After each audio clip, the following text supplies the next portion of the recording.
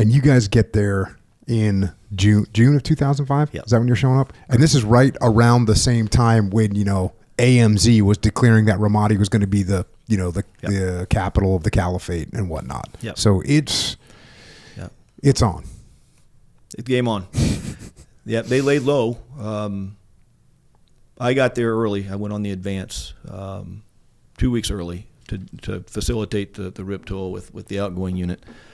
So I went into their talk, and it was me and Doc Stevens was our PA. And we walked in, and they had in their foyer, there's an old field artillery or old air defense base. So it's all concrete structures, 22-inch thick walls. And I remember walking into their talk, and on the wall were 16, but the photos with the American flag in case of your death, 16 of them. And I remember saying to Doc Stevens, I'm like, holy shit, 16. Man, that's a tough tour.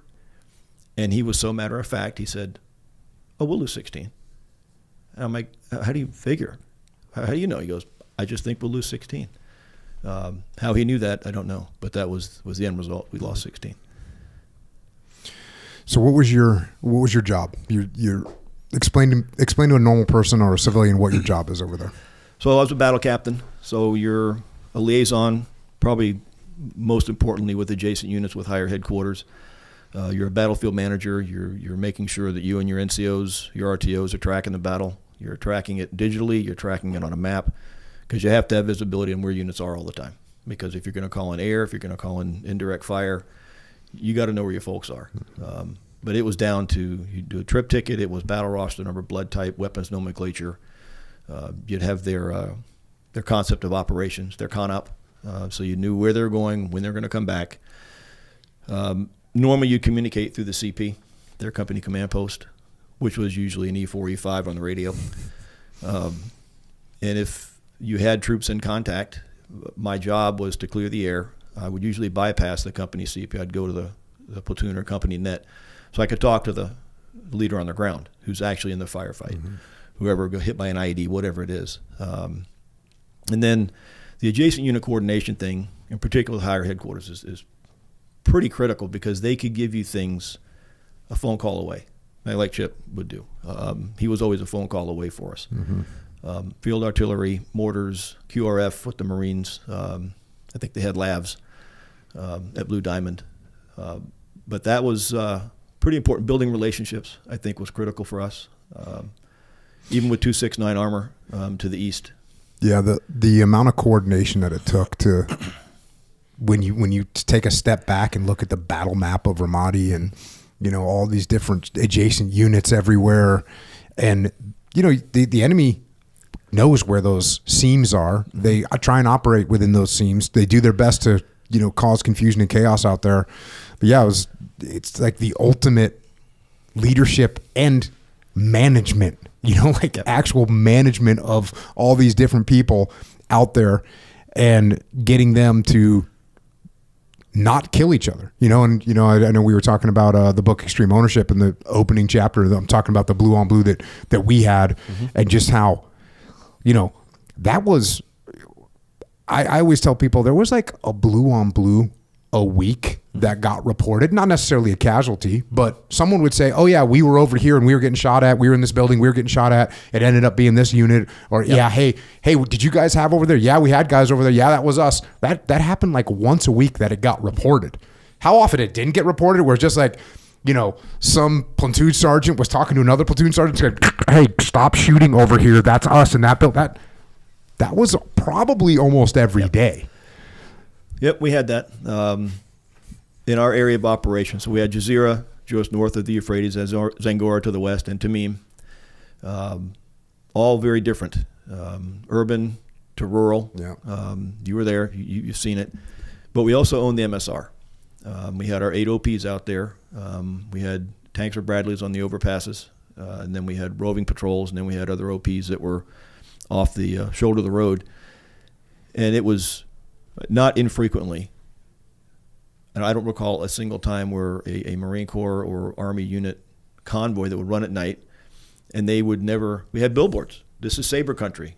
Go to this push and talk to us and let us know you're here. And I'm looking at the Blue Force tracker. Who's this?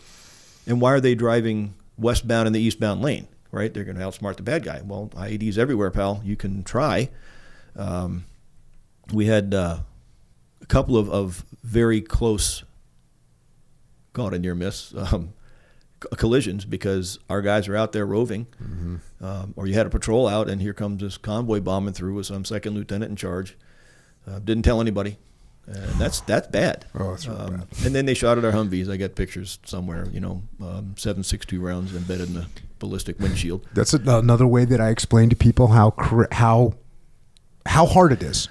So if you're an American soldier and you shoot at a Humvee, like there is no more distinct vehicle pattern. The recognition of a Humvee, that is a very obvious looking vehicle, but Humvees would get shot by Americans. Tanks, yeah, same.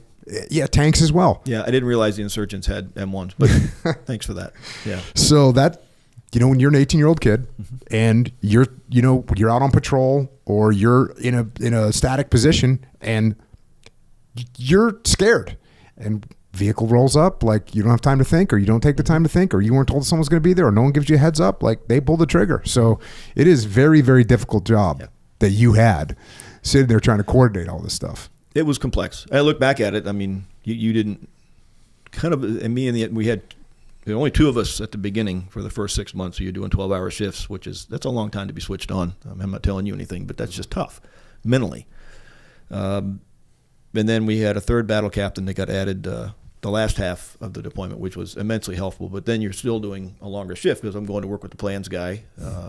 We're planning operations, battalion level ops at times. I think one of the most important things is actually I met, I don't know who it was, a SEAL lieutenant came in. And this was at the latter half. I'm not sure when you guys got there, probably that spring. We got there in April. Yeah. Yep. This was like just before you guys went home. So a SEAL lieutenant comes in with two petty officers first class. And I was floored because having been there for that long and nobody ever came in and said, hey, how can we help you? It was usually, hey, can you get us this? Hey, we need a ride. We need your Brads. We need, that was the Army SF guys. Well, I can tell you about that one later. But I was like, gentlemen, how can I help you? And the lieutenant said, well, actually, how can we help you? And I'm pretty sure it was Chris Kyle that said, we want to embed with your snipers. So, and I kind of validated that. I didn't put two and two together. I don't know SEALs. I don't know how you guys were operating. I'm just an Army guy doing my thing. Finding out after the fact, we were certainly fortunate to have you there because of the work you were doing.